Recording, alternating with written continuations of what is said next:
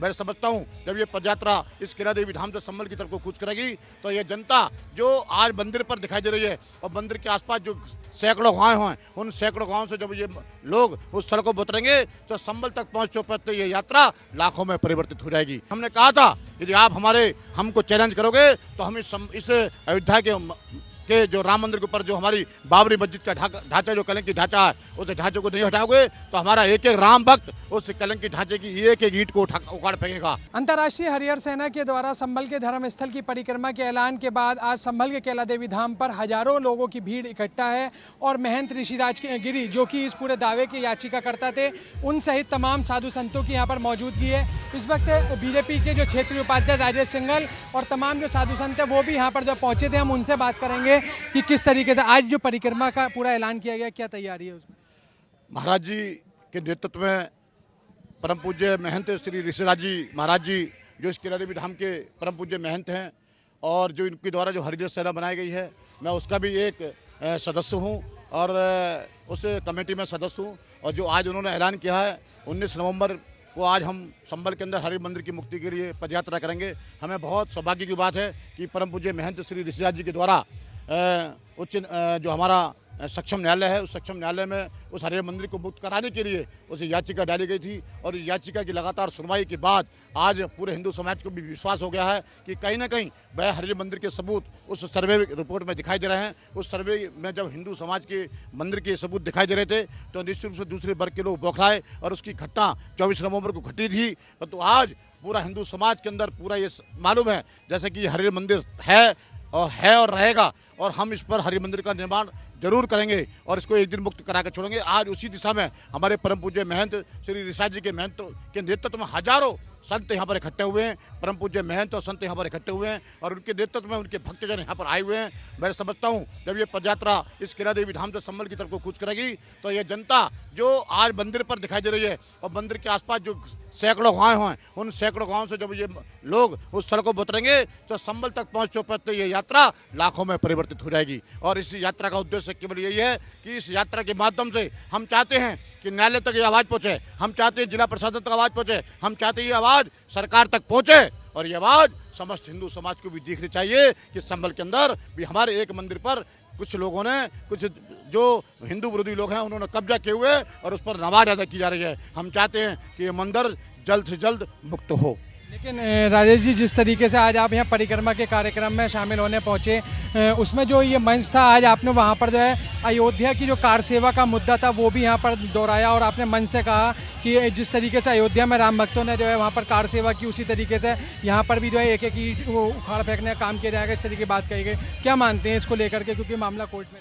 इस संबंध में मेरा ये कहना है, जिस समय उत्तर प्रदेश के अंदर मुलायम सिंह यादव की सरकार थी तो उन्होंने पूरे हिंदू समाज को और राम भक्तों को चैलेंज किया था कि यहाँ पर हिंदू समाज का कोई व्यक्ति या राम भक्त कोई परिंदा नहीं मार पाएगा। हमने उनके चैलेंज को स्वीकार किया था और हमने कहा था यदि आप हमको चैलेंज करोगे तो हम इस अयोध्या के जो राम मंदिर के ऊपर जो हमारी बाबरी मस्जिद का ढांचा जो कलंकी ढांचा है, उस ढांचे को नहीं हटाओगे तो हमारा एक एक राम भक्त उस कलंकी ढांचे की एक एक ईंट को उखाड़ फेंकेगा। और आज उत्तर प्रदेश के अंदर हमारी राम भक्तों की सरकार है, शिव भक्तों की सरकार है, कांवड़ियों की सरकार है, साधु संतों का सम्मान करने वाली सरकार है। इसलिए वह नौबत नहीं आने वाली, सरकार निश्चित रूप से हमारा सहयोग करेगी और यह मंदिर निश्चित रूप से भव्य हरिहर मंदिर बनकर रहेगा। यहाँ इसी के साथ जो साधु संत है वो भी यहाँ पर मौजूद है। महाराज जी, आज यहाँ पर आप जब परिक्रमा में शामिल होने के लिए पहुँचे हैं, जो धर्म स्थल के परिक्रमा की बात कही जा रही है, क्या तैयारी है उसको लेकर, क्या कहेंगे? हम लोग सभी तैयार हैं, जितने भी साधु संत हैं वो श्री राज महाराज जी के साथ हम सब मामला कोर्ट में है चूंकि जो है, तो क्या परिक्रमा करना जो है वहाँ कहाँ तक होगा? ये तो कोर्ट का मामला एक अलग रहा, साधु संतों का मामला है। ये तो हमारा घर है, ये संतों का घर है, पहले से ही रामनगरी है, ये पहले से ही संभल धाम है, ये वेदों में शास्त्रों में लिखा हुआ है। कोर्ट भी दिलाएगा इसके लिए, सरकार भी दिलाएगी इसके लिए, संत भी खड़े हैं। तो यहाँ कुछ और भी साधु संत मौजूद हैं, क्या कहना चाहेंगे महाराज जी? आज आप लोग भी जो है यहाँ पर पहुँचे हैं बड़ी संख्या में इसमें शामिल होने। देखिए, हमारा एक ही लक्ष्य है, जो हम अपने धर्म को बढ़ावा दे रहे हैं। इसमें जो है प्रशासन को जो है बीच में अड़ंगा नहीं डालना चाहिए। हम अपने धर्म को बढ़ावा दे रहे हैं, अपनी पूर्वजों की विरासत को लेने जा रहे हैं और हम अपने पूर्वजों की विरासत के लिए कुछ भी करेंगे। जिस तरह से अयोध्या की एक एक ईंट निकाली गई, तो हम तो कह रहे हैं सरकार से कि हमको 24 घंटा का केवल मौका दे दे, तो हम एक एक ईंट जो है अपनी विरासत के ऊपर जो चढ़ाए हैं हमारे जो है मुगल, उसको हटा देंगे। अगर वहाँ कोई आएगा तो जितने ईंट निकालेंगे उतना ही अपने विरोधियों को 10 फुट नीचे डालेंगे। लेकिन महाराज जी, अभी मामला तो चूंकि जो है पूरा कोर्ट में है, तो कोर्ट जो है इस पर जो है अपना जो है डिसीजन देगा, उसी के बाद कुछ संभव है। देखिए, संविधान में ये नहीं है कि हम अपने धर्म का जो है प्रचार न करें, अपने विरासत को खोजें ना। ऐसा नहीं है संविधान में कि हमारी विरासत, हम अपने विरासत को छोड़ दें, अपने धर्म का जो है प्रचार न करें, अपने धर्म के आगे न बढ़ाएं अपने धर्म को। चलिए देखिए, ये वो साधु संत हैं जो कि यहाँ पर इस वक्त जो है पहुँचे इस पूरे परिक्रमा में शामिल होने के लिए। और कैला देवी धाम पर इस वक्त जो है जो पूरी बड़ी संख्या में जो साधु संतों की मौजूदगी है वो है। लेकिन उनका कहना है कि सरकार और कोर्ट भले से जो है निर्णय कर रहे हैं, लेकिन फ़िलहाल जो तमाम तरीके की जो उनकी विरासत है उसको खोजने का काम वो खुद ही करेंगे, क्योंकि इसको लेकर के जो तमाम तरीके के भले से मामले जो कोर्ट में हों, लेकिन फ़िलहाल इसका वो निर्णय करने के लिए खुद तैयार हैं। अभिनव माथुर, संभल। मुख्तार अंसारी ये नहीं समझ सके कि कोई षड्यंत्र है। उन्होंने 8 फोर्स के जवानों को, फोर्स है वो और फोर्स के असलहे है वो, एक सिंगल भी कोई असला मुख्तार के पास नहीं। अगर साउंड के साथ चला दे मैं चुनौती देता हूँ, और एक शब्द भी मुख्तार ने उसमें दंगा भड़काने के लिए कहा, मैं फांसी पे चढ़ने को तैयार हूँ। मुलायम सिंह के सामने बैठ के उन्होंने पूरी घटना लिखी पूरी बताई, और झूठी बिल्कुल गलत FIR मुख्तार के खिलाफ हमसे दस्तखत करा के कराई। कृष्णानंद राय की हत्या का मामला है, मुकदमा हुआ है। मुख्तार अंसारी जिस डेट में घटना है उस दिन जेल में है। कि कृष्णानंद राय रणवीर सेना के कमांडर थे बिहार में, जो सामूहिक नरसंहारों के लिए जिम्मेदार थे।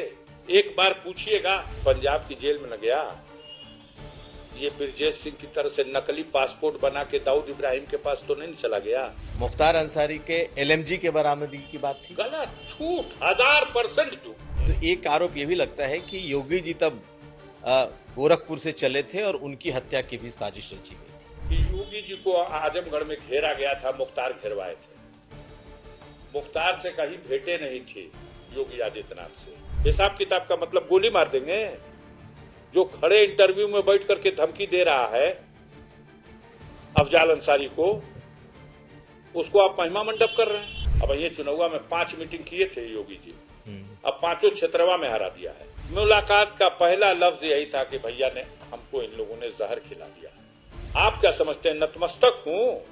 तो इस गलतफहमी में कोई मत रहे, नतमस्तक नहीं। हमारे घर की बेटियां पहली बार सड़क पे उतरी हैं, गांवों में गई हैं, बस्तियों में गई हैं, गलियों में दरवाजे दरवाजे जाके, हर कौम जात के दरवाजे पे।